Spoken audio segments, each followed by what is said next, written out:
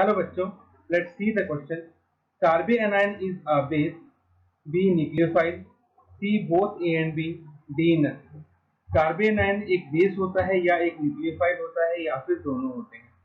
First of all let's write down the key concept.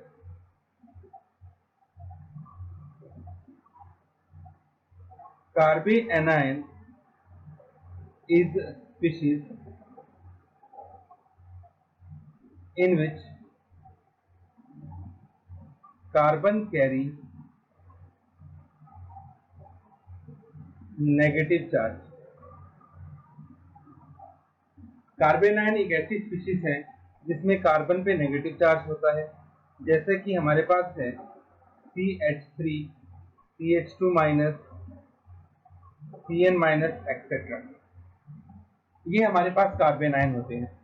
अब सबसे पहले तो हम ये देखते हैं कि एक न्यूक्लियोफाइल और एक बेस में क्या डिफरेंस होता है. Nucleophile is an electron rich species which attach atom other than hydrogen,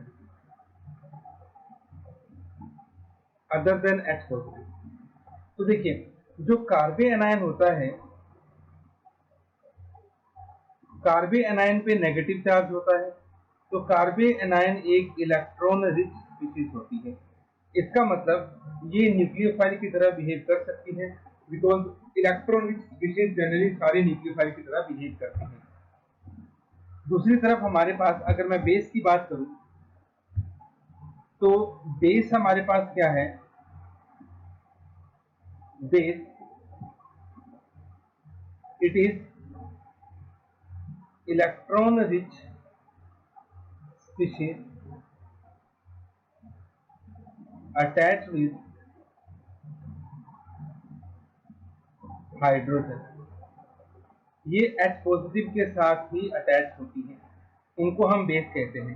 या तो H पॉजिटिव को ये एक्सेप्ट करती हैं या ये लोन पेयर को डोनेट भी कर सकती हैं.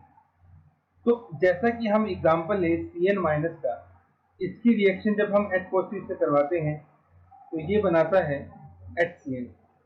तो C ने यहाँ पे H को एक्सेप्ट किया है, तो मतलब ये एक बेस की तरह बिहेव कर रहा है.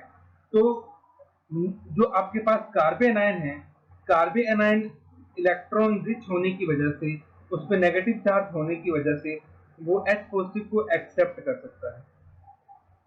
इसका मतलब वो एक बेस की तरह भी बिहेव करेगा.